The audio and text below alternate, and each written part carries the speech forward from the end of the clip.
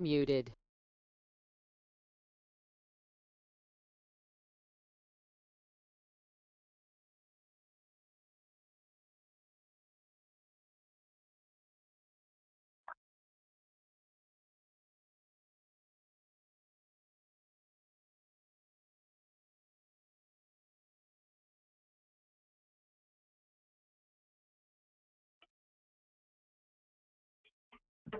Brothers, good evening.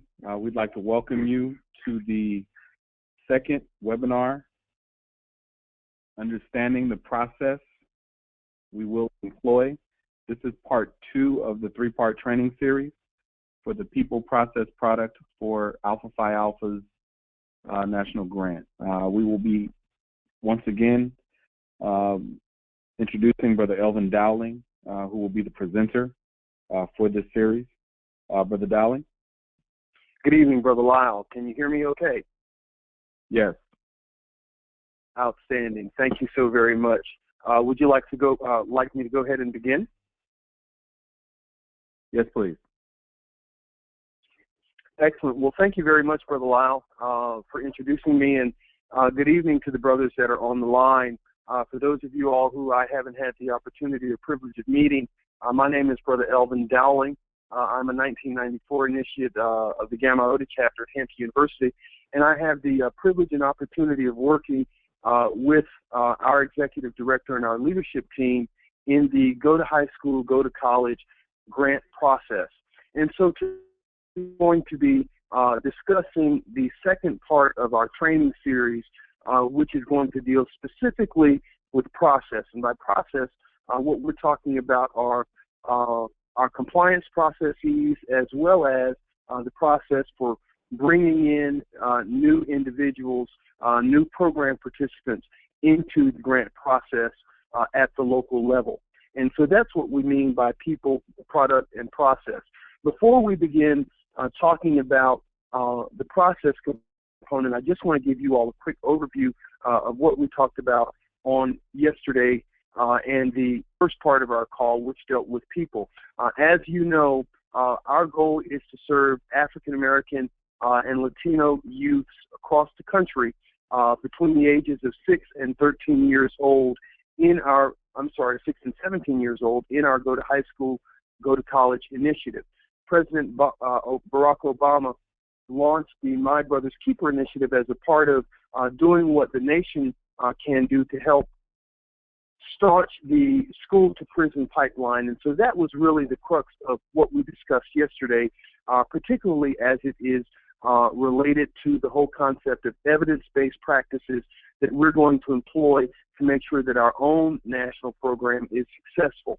And so with that being said, I'm going to turn our attention to our discussion for this evening, which is understanding the process we will employ. And so I first want to talk about how we got to where we are right now. As most of you all know, President Barack Obama launched the My Brother's Keeper initiative about a year or so ago, and in doing so, President Obama really challenged the nation to make sure that we do something to address the issue of African American boys and our plight with regard to our boys. And in launching the My Brother's Keeper initiative, what he essentially said was, that's what My Brother's Keeper is all about. It's about helping more of our young people to stay on track, providing them the support they need to think more broadly about their future, and building on what works, when it works, in those critical, life-changing moments. And so that's what we're going to talk about. How do we employ a successful process that builds on those life-changing moments as we move to our next slide?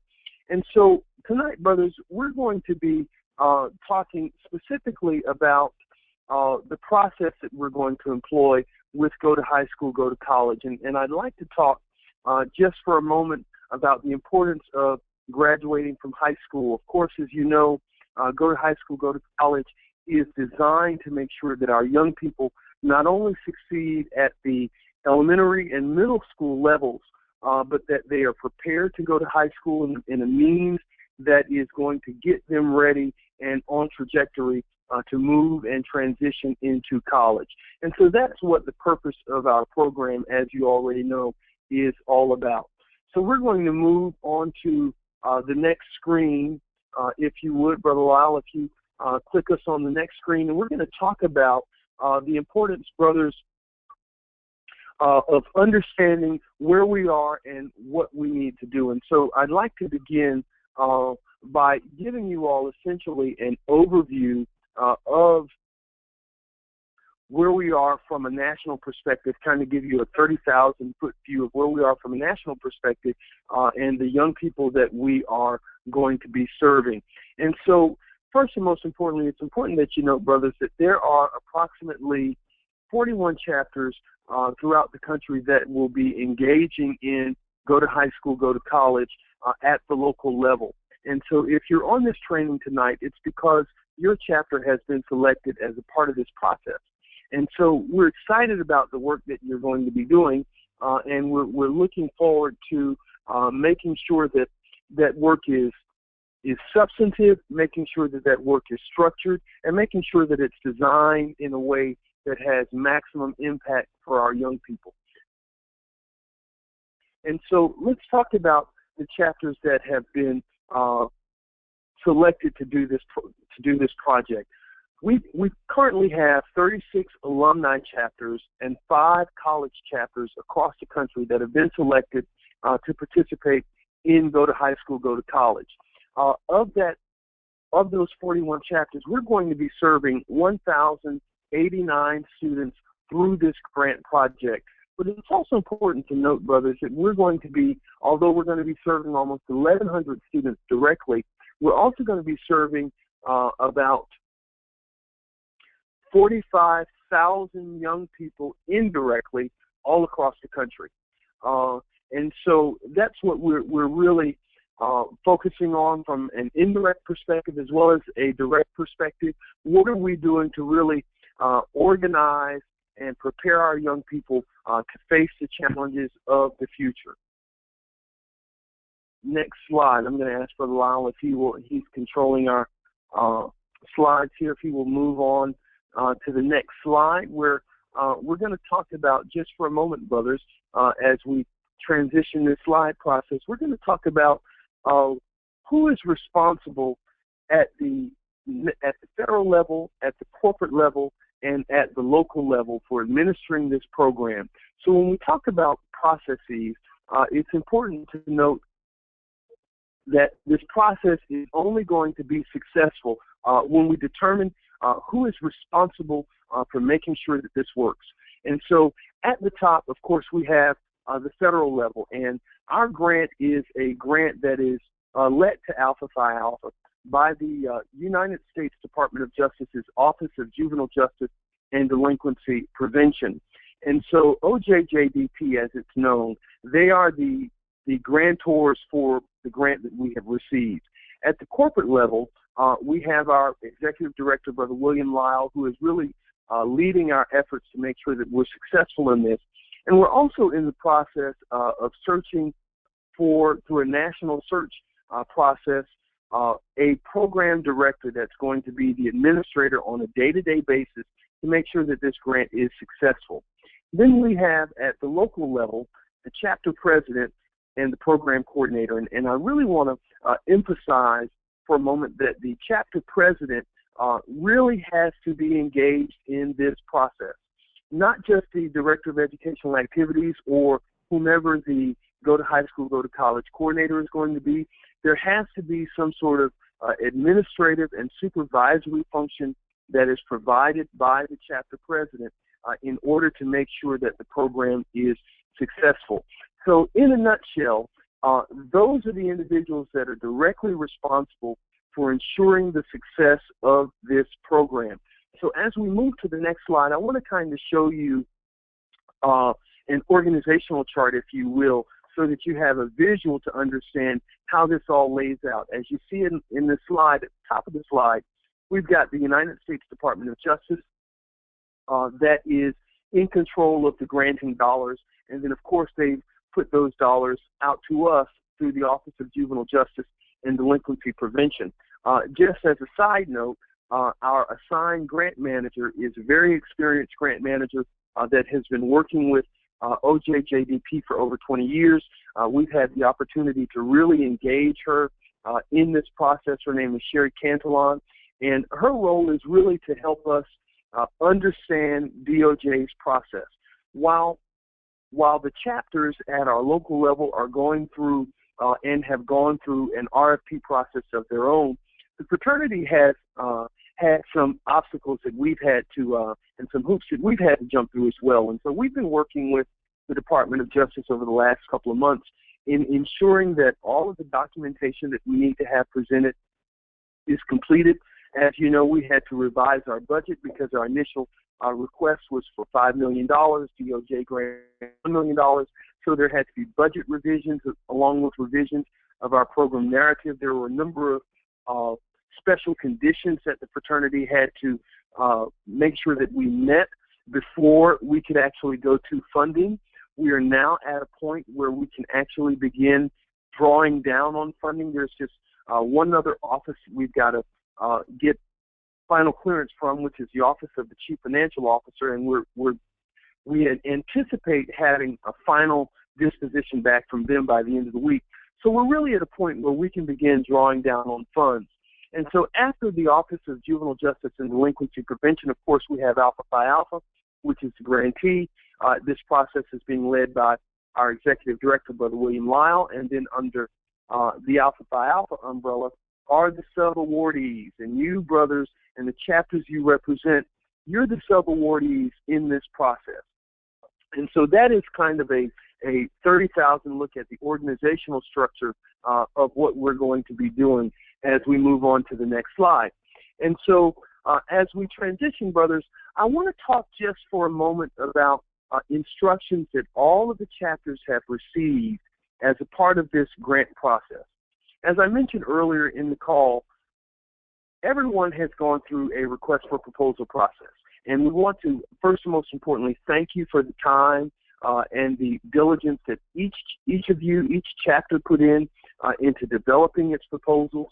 The committee had an opportunity to look at all of the proposals, and we had the privilege of actually approving all of the requests that came in for funding through this initiative. So we're really excited about the fact that no chapter was turned away, and we're happy that we're able to provide these resources to all the chapters that want to participate. Be that as it may, there are still a number of things that the chapter has to do, number of considerations that the chapter has to meet in order to fully accept the award. And so I'm going to go through those award instructions, and all of you by now have received an award notification package which includes these instructions. I would encourage you to print those instructions out, keep them handy, use them as often as you can, because there are things that you're going to need to do in order to remain in compliance with our project. So our first instruction is this. This grant is awarded on the condition that all requirements for program participation are met prior to the start of the grant period. These requirements must be met, and the project must begin on or before January 15, 2016, with program funding beginning February 1st, 2016. And so let's talk just for a moment, brothers, about the requirements that we are expecting that the chapters adhere to. We're expecting that the chapters make sure that every single mentor that is a part of your program submits a mentor application. Most of you have already done that. In fact, your applications were not considered complete unless you submitted at least 7 mentors as a part of your package. If for whatever reason there are a couple of mentors that you have not submitted to us, I would highly encourage you to get those names and those applications back to our office, and you can send those to the Go to High School, Go to College email address, and most of you should have that on file, but that email address is GTHS-GTC-grant@apa1906.net. Again, that email address is G as in George, HSGC-grant@apa1906.net.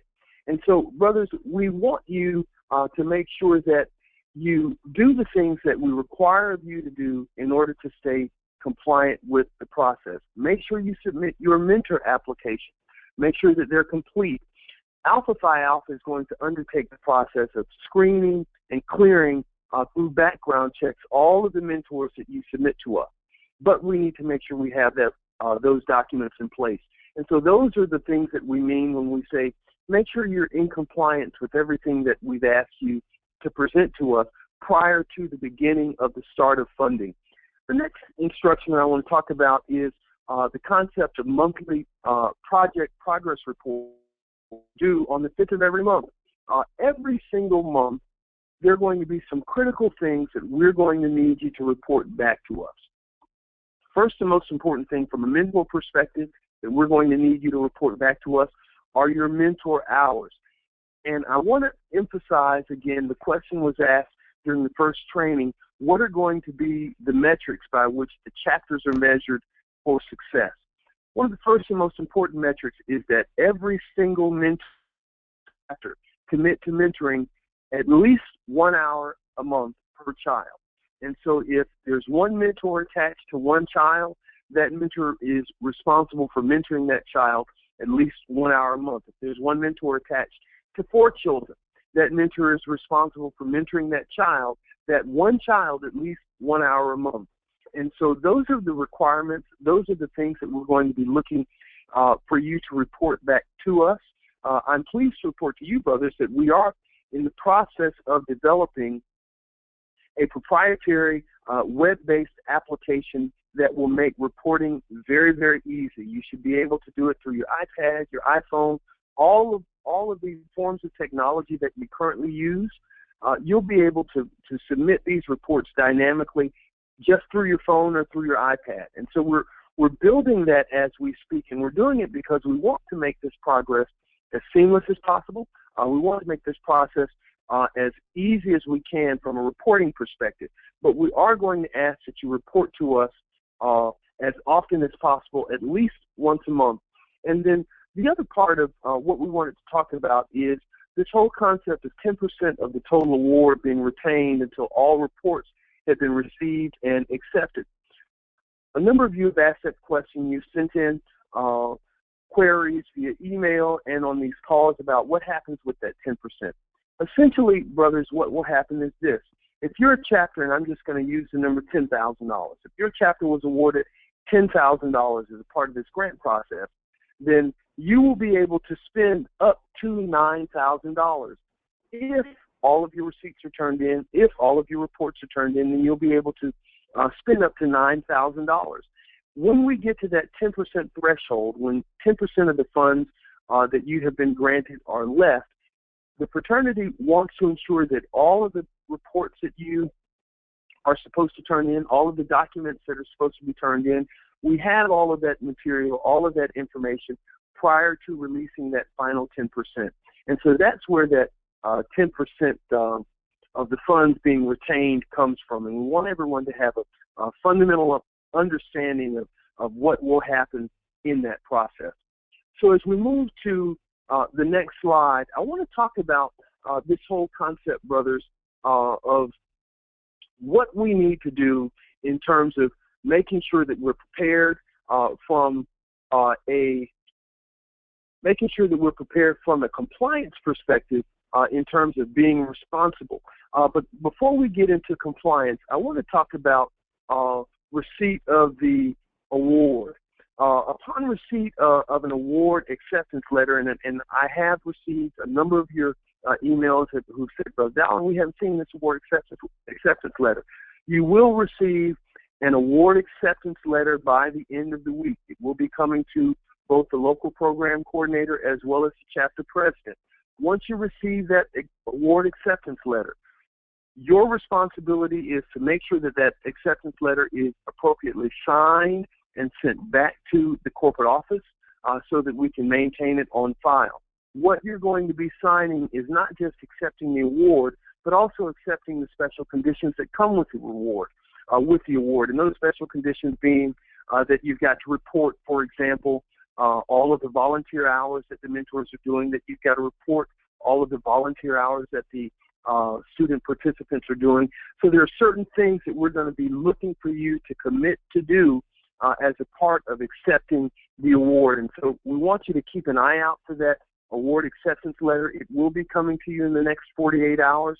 You will have a week in which to get those letters reviewed, signed, and sent back in to the email address that we mentioned earlier.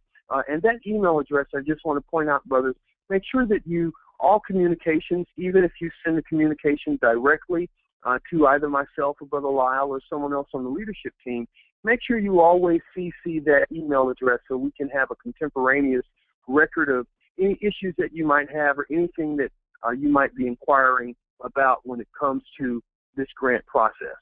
And so those are essentially the instructions for the award that you have received. We're going to be looking to make sure that every single chapter accepts the award and follows the instructions in the award acceptance letter. And so the question was asked, well, after we get our award acceptance letter, if we don't sign and accept it in a timely fashion, what happens? And what happens is essentially your funds will be reverted back to the general organization, and we will then put those dollars back into the pool to be used in other means. So it is very important that you do not miss this step. You will get an award acceptance letter within the next 48 hours. It's going to be critically important that you sign that letter and send it back in the time frame prescribed, because if you do not do that, then we will presume that you've gone through the training, you've listened, you've learned, and you decided that this isn't for you, and that's okay. But we don't want to take away any funds from any chapter because of failure to respond in a timely fashion. And so we're going to ask you to be cognizant of those dates. And so as we move from award acceptance into this whole concept of grant compliance, I'd like to talk to you just for a moment about what we mean by grant compliance and what are going to be some of the expectations from a grant compliance perspective, and what are some of our objectives when we talk about grant compliance. First and most importantly, our goal is to ensure continued progress on current and future DOJ-supported grant-related mentoring activities while minimizing the risk to federal dollars and maximizing the fraternity's opportunity to secure additional funding. In layman's terms, brothers, we want to get some more money. And so the best way for us to do that is to be compliant with what the Department of Justice requires of us and to be compliant with what Alpha Phi Alpha is requiring of us. The second part of our objective is to, the fraternity has assembled a team of organizational, financial, and grant management experts to assist participating chapters with grant compliance and management-related issues.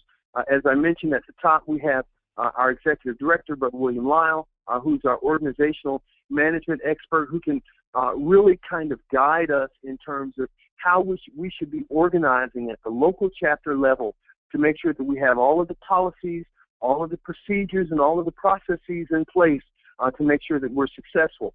And then, of course, we have our financial management expert, which is Brother Stephen Sims, who is the immediate past national comptroller for Alpha Phi Alpha. And so Brother Sims has accepted the call at the request of the General President to serve as our compliance officer. And in doing so, Brother Sims' role is essentially going to be to make sure that we dot all of our I's and cross all of our T's, that the funds that we allot to the chapters are being spent in a timely, in a reasonable, and in a lawful fashion. And so our job from a compliance perspective is to assist you and to educate you to make sure that you know what you can do and what you can't do when it comes to spending those grant dollars. And then finally, of course, there's myself, Brother Elvin Dowling, as a grant management consultant. I will be working with the fraternity to make sure that we are clicking on all cylinders. There's a lot of moving parts, brothers, that are going on behind the scenes, and a lot of work that continues to be done with both the Department of Justice, with all of the local chapters. And so my role heretofore has been making sure that all of those trains run on time and that we make sure that we don't miss anything. And so with the combination of those three individuals that I mentioned, and we're also, as I mentioned earlier, we're bringing on a national program director whose goal is going to be on a day-to-day basis to make sure that we're compliant, to make sure that the vision, mission, and objective of Go to High School, Go to College is being met both at the national, regional, and local levels. So with those individuals, Brother Lyle, Brother Sims, myself, and our soon-to-be-named program director, our goal is to help you to be compliant and to make sure you have the resources, information, and training you need so that we can continue to be successful in this process. And so as we move to the next slide, I want to talk about the fact, brothers, that compliance really begins at the local level. And by that, what I mean is each participating chapter must be in good standing with the fraternity while participating in this grant opportunity, as well as in compliance with all mandated federal requirements. What does that mean? That means that first and most importantly, if you're on this call and your chapter has got a grant, then clearly you are in good standing and in compliance with Alpha Phi Alpha. We want you to remain that way. If for whatever reason your chapter falls out of compliance and out of good standing with Alpha Phi Alpha, then that will have a direct impact on grant dollars that you receive. So it is going to be critically important to make sure the chapter remains in good standing at the regional and the national levels so that we don't have any interruption of funding of your grant dollars. Second thing I want to talk about when we talk about this concept of compliance beginning at the local level, I want to say that when you have a policy or procedural question, I want you to start with the Mentoring Policy and Procedure Manual. Every single chapter that has responded successfully to the request for proposal process, you initially received a Mentoring Policy and Procedure Manual. Just to give you some background on that Mentoring Policy and Procedure Manual, that is essentially the same policy and procedure manual that is used by most of the major mentoring organizations across the country, whether it's Big Brothers, Big Sisters of America or 100 Black Men of America. The Mentoring Policy and Procedure Manual that was adopted by Alpha Phi Alpha and that has been customized by your chapter was developed in consultation with the Office of Juvenile Justice and Delinquency Prevention. And so all of the policies and procedures that are in this manual are directly reflective of what the U.S. Department of Justice wants us to do. The policies and procedures they want us to make sure that we implement on a regular, timely, and consistent basis. So if there's ever a question, brothers, about what is our recruiting policy, what's our policy for bringing in new mentors to this process, consult your Mentoring Policy Manual. When you have questions about what is the screening policy, last night we went through the 12 best evidence-based practices. Screening is one of those practices. All of those things, evaluation is one of those practices. We even have a policy and procedure on closing of matches.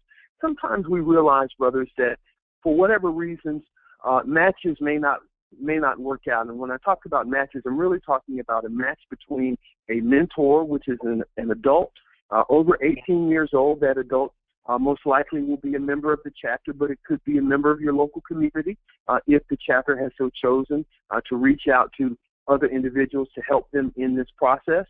And the mentee, which is the student between the ages of 6 and 17 years old. So we want you to constantly go back to that manual. Any questions you have about any of the policies, we have a travel policy as a part of this manual, what you can and what you can't do if the chapter, for example, decides that it wants to take it to a leadership development institute that the region is hosting. There are travel policies that have to be adhered to.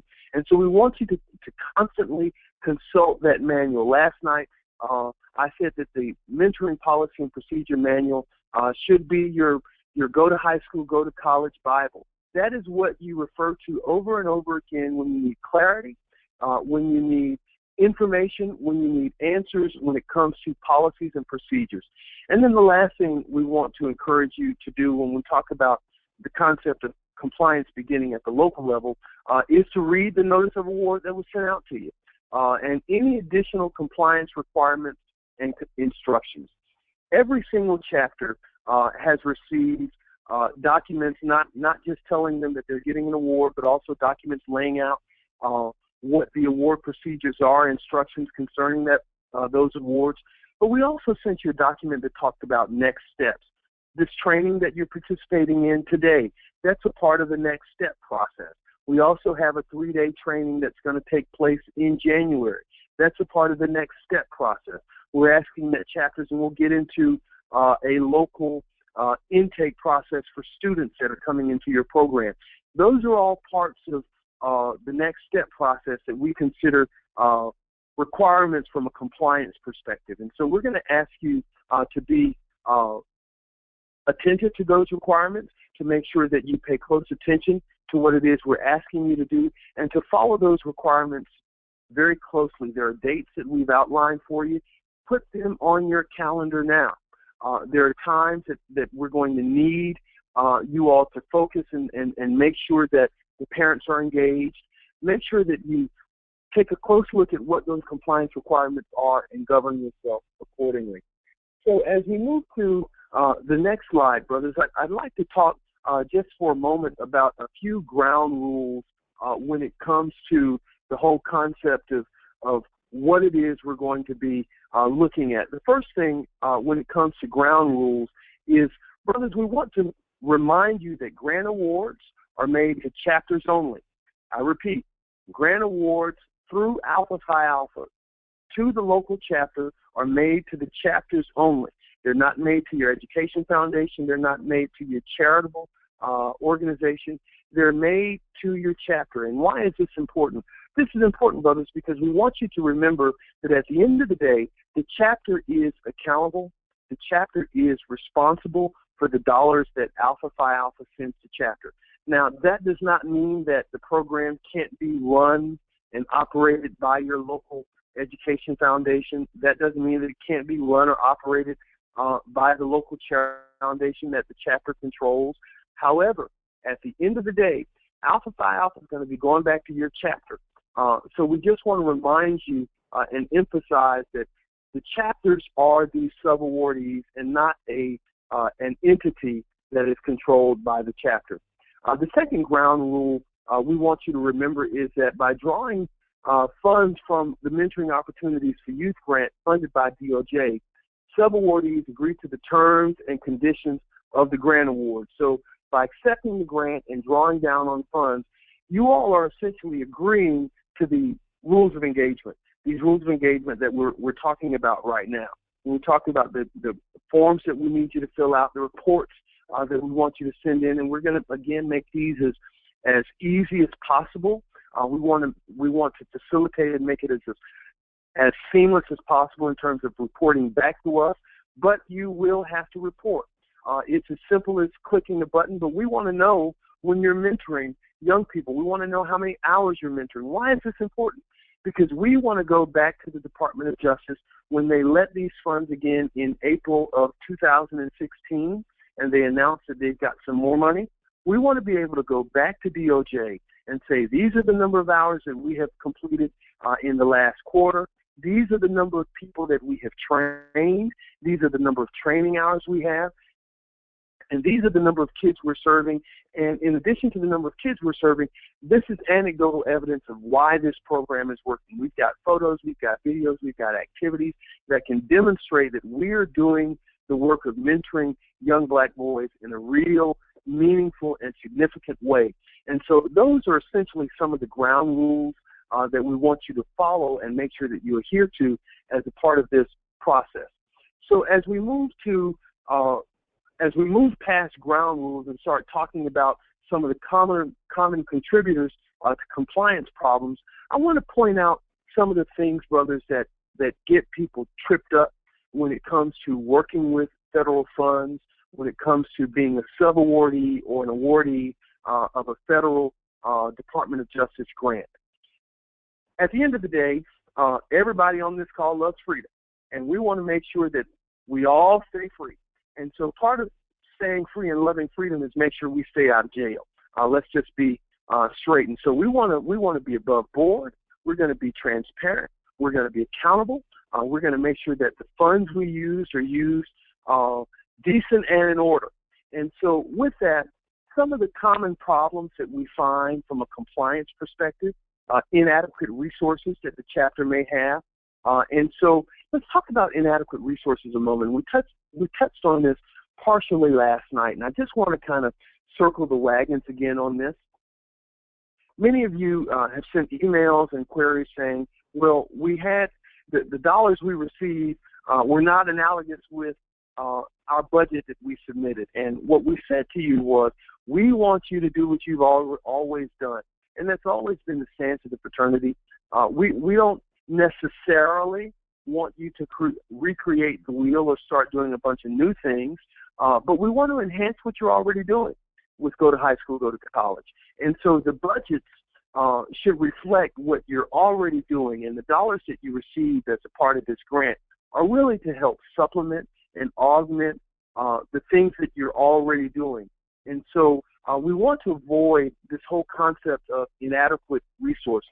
The second, one of the second things that's a contributor to compliance problems is a lack of understanding of roles and responsibilities of program staff. And by program staff, we're really talking about the local coordinators and to a smaller extent, the mentors. This is why training is so critically important. Yesterday evening, we talked about, as a part of the first part of this training, those top 12 evidence-based practices. And a part of those evidence-based practices is this concept of training. There will be consistent and continuous training. Training is going to be how we get better. Training is going to be how we develop a better program so that we can service the young people that we're servicing more effectively. And part of this training, an ongoing effort to make sure that you all understand the rules of engagement, what you can do and what you can't do with the funds, and what you can do and what you can't do as a part of this process and a part of this program. And so we're going to make sure that staff training is always available, always readily accessible, not just to those on the call, but anyone that may be joining this process as we move down the line.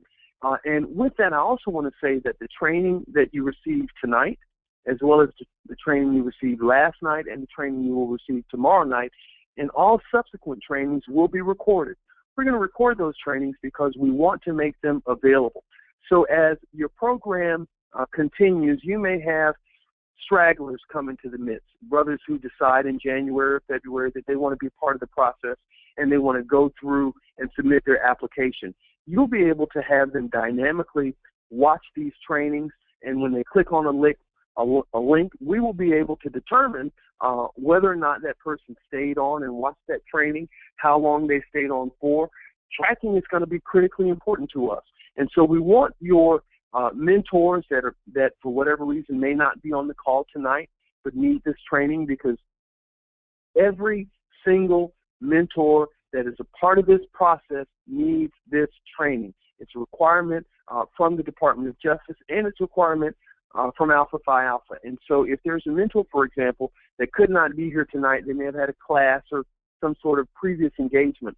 When we send you this link to forward out to those individuals, we want to ask you to remind them and gently let them know that we will be tracking whether or not they watch this training, because we want to make sure that they have the information that they need to be successful. And the only way that they're going to be able to do that is to actually sit through the training and imbibe and listen to and really reflect upon the things that we're talking about.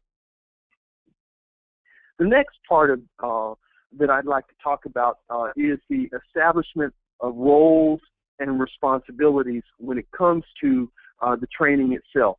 Now, we've talked about, to some extent in the first part of our training on yesterday, roles and responsibilities, the roles and responsibilities at the national level and the roles and responsibilities at the local level. Brothers, we want to provide, and we have provided a detailed listing of responsibilities, including oversight responsibilities for every role. All of the roles in this process have some sort of oversight function. At the mentor level, your oversight responsibility is your mentee, and by that I mean this. We need you to make sure that not only is your mentee engaged in the program, that they're showing up for the trainings, that they're showing up for the activities that we're putting on for them, But we also, mentors, we need you to make sure that the parents are engaged in this process as well. Yesterday's training, we talked about the importance of parental engagement. That is so critically important. I can't stress enough how much more successful your local program will be if the parents are engaged in the beginning, in the process. We don't want parents just dropping their kids off. We want them engaged in what you're doing. We want them asking questions. We want you communicating with them on a regular, consistent, and timely basis. And so, mentors, your role is to serve as in an oversight capacity for your mentees as well as the parents. In terms of our local program coordinators, and some of them may be a go to high school, go to college local chairman. That individual may be the director of educational activities for the chapter. Whoever that local program coordinator is, your administrative function, your oversight role is to make sure that the mentors are fulfilling their responsibility. And so your job is to make sure that the mentors are submitting their mentor hours in a timely fashion, and that any type of an administrative function that should be taking place with regard to the mentors is completed in a timely fashion. So local program coordinators, you have a really important role in terms of making sure that this program is successful. Then over and above the local program coordinator is the regional coordinator, and the regional coordinator's oversight function essentially includes working with program coordinator, serving as an advocate for the local program coordinator. And so if there are specific needs that your chapter has, your city has, we want you to communicate that with your regional coordinator. If there are specific requests that you might have, if you're having challenges that you need addressed at the national level, we want you to take those challenges as well as the opportunities back to the regional coordinator so that we can make sure that we address those challenges, those opportunities in a timely fashion. The regional coordinator's role is to make sure that all of the resources you need are provided in a timely fashion. And then finally, from an oversight perspective, we have the program director whose job is to oversee the entire function from an administrative perspective in terms of the implementation of Go to High School, Go to College. And so that's an oversight role that everyone plays, so everybody's got a role to play in this process. The second thing in terms of establishing roles and responsibilities, I want to talk about the fact that communication is vitally essential. We want you all to foster working groups or discussion groups for program staff involved with grant and contract administration at the chapter, regional, and national level. And we've already seen some anecdotal evidence out in the field with regard to the chapters working together. And I just want to highlight, for example, the chapters in the Western region. There were a number of chapters in Los Angeles that actually banded together. They made sure that they did their proposals together. They developed their programs together. They developed their activities together. So they're working in a group-like fashion to make sure that all of the kids in Los Angeles that are part of this program are served in a consistent basis. And so we want to encourage that. We want to encourage if there are cities that have multiple chapters that have been funded. Another one that comes to a city that comes to mind that has had multiple chapters funded is Chicago. And so if you're in one of those cities that has had multiple chapters that are funded, it is helpful when you work together. We want you to share best practices on what you're doing, best practices when it comes to the policies and procedures that we're implementing. So it's important that you communicate not just with one another, but we also want you to communicate with us. We're going to provide some resources to make sure that communication is done in a timely and consistent fashion. And we want you to use those tools and resources to communicate with us. Pick up the phone and call us. And I will say that in the short time that we've been working on this, there certainly hasn't been a hesitation to pick up the phone and ask questions. And we want to encourage more of that. If you have a question, call us. If you have an inquiry, email us. We want to be as responsive as we can to the questions and issues that you have, because we want to make sure we get this right. Brothers, we can get this right. We can do it right, or we can do it over. And so our goal is to do it right the first time, but that involves communication, and communication is going to be essential to make sure that we're successful. And then finally, I want to say that we want to ensure that there's a connection between everything that's going on. And so we want to make sure that everybody is connected in a fashion that key information is shared. If there are policy changes and new developments, we want to make sure that those things are communicated consistently and effectively. That's why it's important to make sure that you stay connected, not just with your local chapter if you're a mentor. It's important that you stay connected on all levels. If you're a mentor, stay connected with what's going on with the program in your chapter. If you're a program coordinator, stay connected with your regional coordinator to make sure that the training that we're putting out on a monthly basis is received and disseminated at the local level. So connection is important, and we want to emphasize those connections. So, brothers, we also want to provide you with with the information, with the resources that you need in order to be successful in this process.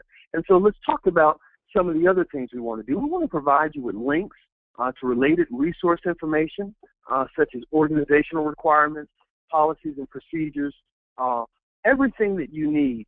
Most of you received on yesterday, and then you received again today, and an email with a list of resources that you can link to. We're not just sending you that for our health. Those are resources that we really need you to make sure, one, that you read. And I can't stress this enough. It's important to read. It's important to read the materials that we send to you. If we're going to encourage our young people to read, we've got to lead by example. So it's important that you read the documents that we send to you, and they were selected with a lot of thought and care because we believe that they're helpful to you administering your program. So make sure you link into those resources. We sent you a resource document earlier this evening that you'll have in your email if you haven't received it already.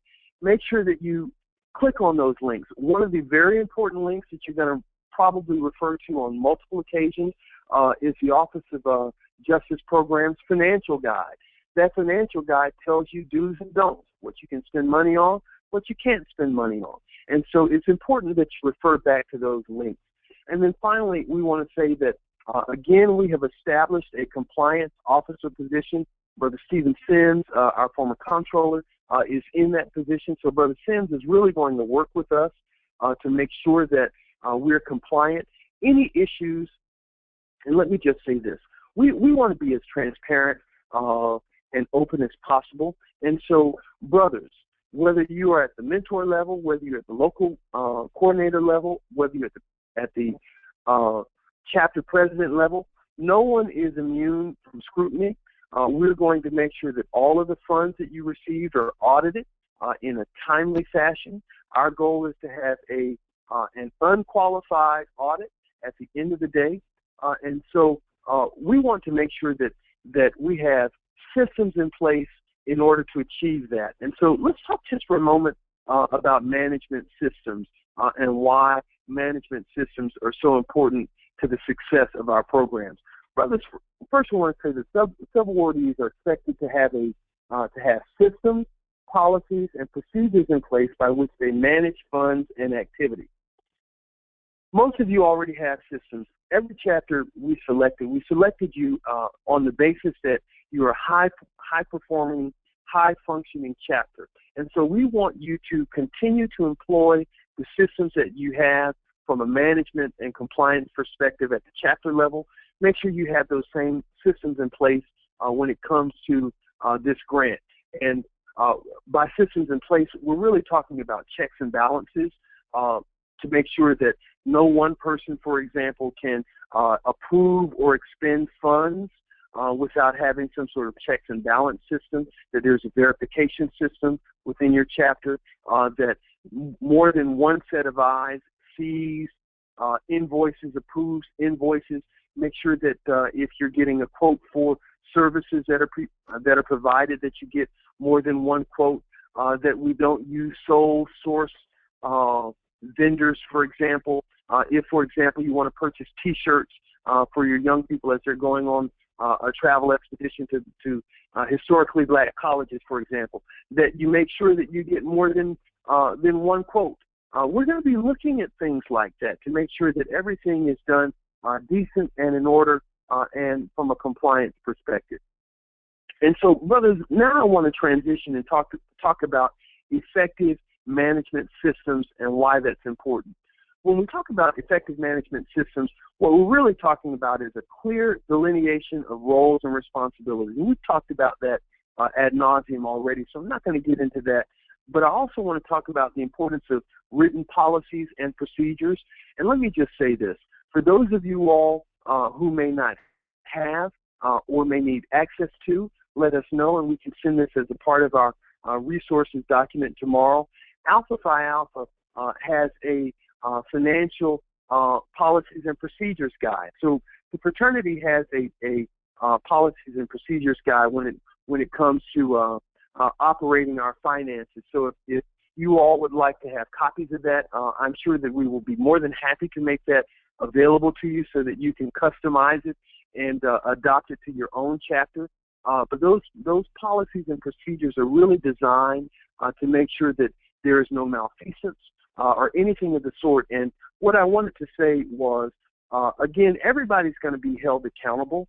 And so if there are any concerns whatsoever when it comes to the expenditure of these grant funds, we want you to let us know. If you think that the funds are not being used for the purposes for which they were intended, we want you to let us know so that we can continue to remain compliant. And at the end of the day, we're able to get some more money from DOJ. In terms of other effective management systems, training is important. Having internal controls is very important. And having effective oversight. We talked about, again, no one person should sign checks. As an example, there should be an effective oversight process, and information sharing is, again, so vitally important to making sure that we're successful. Next, we want to make sure, brothers, that we have systems that provide reliable and current information, and that we have management systems that are driven by policy, not process.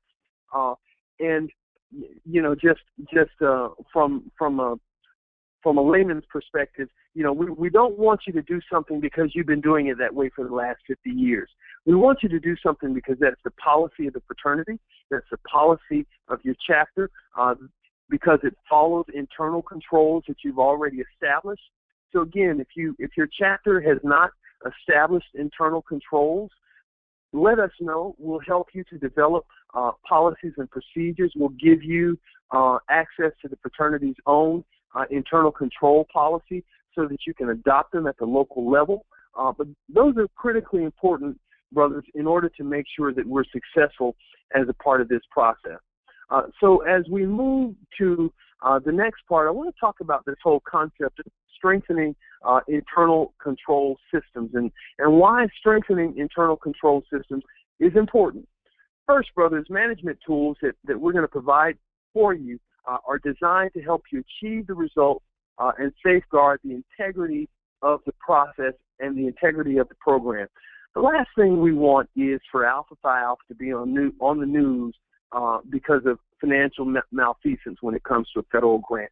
And so we want to make sure that we safeguard the integrity, not just of Alpha Phi Alpha and our brand, the integrity of our chapter and the integrity of a program that's been around for almost 95 years, which is go to high school, go to college.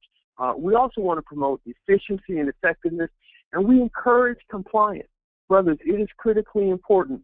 Compliance training isn't anything that's necessarily sexy. It's not anything that's fun, but it's necessary and it's important. And so we want to encourage compliance training. We want to, again, encourage every single local program coordinator, encourage every single mentor. And I know there are probably mentors on the phone who are thinking, well, I'm just mentoring a kid. Why do I need to know about compliance? Because compliance is everybody's job. And I want you to think about it like we do membership intake. Membership intake is all of our responsibility. Bringing somebody new into Alpha Phi Alpha is everybody's responsibility. We're making sure we protect the brand, the integrity, and these federal funds is also everyone's responsibility. So we want to encourage compliance. We want you as mentors to encourage compliance amongst the people that you supervise, i.e. the mentees. They've got to be compliant when it comes to making sure they had their hour a month to volunteer in the community. We want to encourage compliance at every single level of this program. Next thing I want to talk about is to ensure that internal controls are functioning as intended to achieve objectives.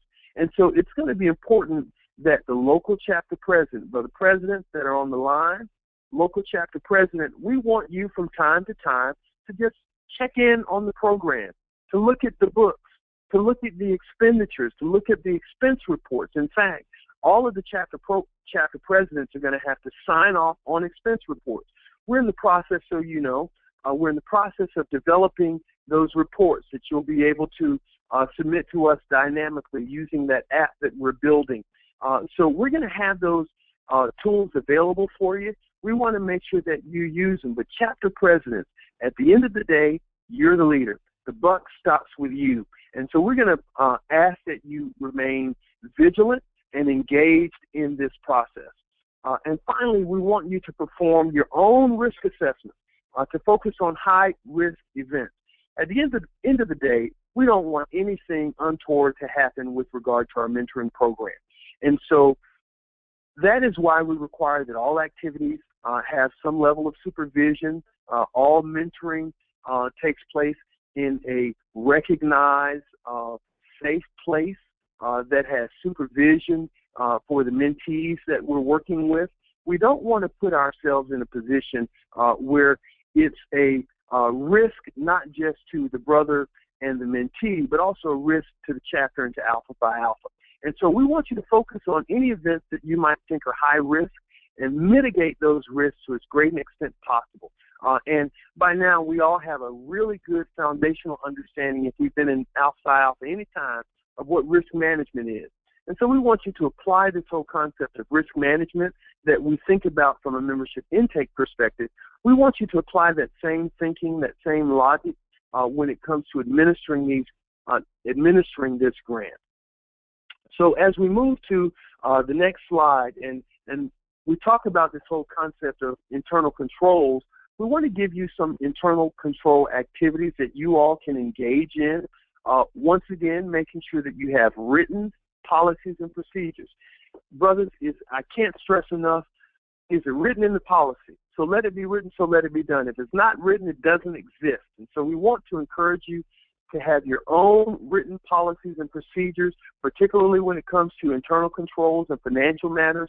Again, if you don't have those policies and procedures, if you want a copy of the fraternity's internal financial control policies and procedures so that you can customize it for your own local chapter, we can certainly make sure that you have access to that information so that you have written policies and procedures. A segregation of duties is also important. Approval and authorization of any expenses. No one person should be able to approve expenses. There should be a process that is involved, that requires approval and authorization from the local program coordinator as well as the chapter president. Documentation. Yes, sir?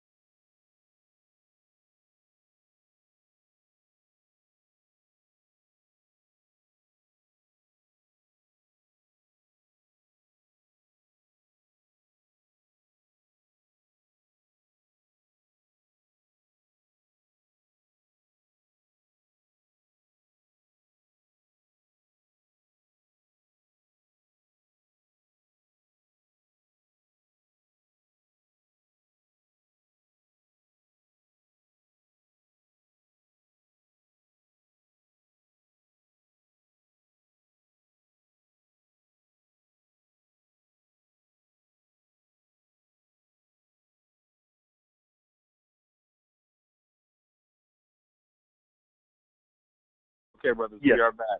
Can you hear it? I'm here, Brother Lau. I hope you can hear me okay now? Yes, I can. Outstanding. My apologies, brothers. I got disconnected, but before I got disconnected, we were talking about examples of internal control activities, and I just wanted to stress the importance again of monitoring and reporting. That's going to be so critically important in this process, and so we want you to remain engaged when it comes to monitoring and reporting the work that you do. So as we move on to the next part, I want to get into what are allowable expenses and what are not when it comes to what you can do concerning go to high school, go to college, and the dollars that we give to you. So let's talk just for a moment about allowable expenses. There is, as I mentioned as a part of this call, there's a OJP financial guide that I want you to make sure that you download. I sent it to you as a part of those references for tonight's call. But everything that we're talking about in terms of what you can and what you can't do, what is allowable and what is not, is a part of that OJP financial guide that I want you to familiarize yourself with. So in terms of allowable expenses, let's talk just for a moment about travel. Travel costs are allowable expenses by program participants who are in travel status on official program business. These costs must be in accordance with federal or organizationally approved travel policy. And so you can travel domestic primarily, and I don't necessarily foresee any travel foreign. So when it comes to domestic travel, recipients may follow their own established travel rate. However, the Office of the Comptroller reserves the right to determine the reasonableness of those rates. In other words, brothers, we want to be reasonable when it comes to travel. Some of you may want to travel to various places with your young people, so we want you to just consult your travel policy as you book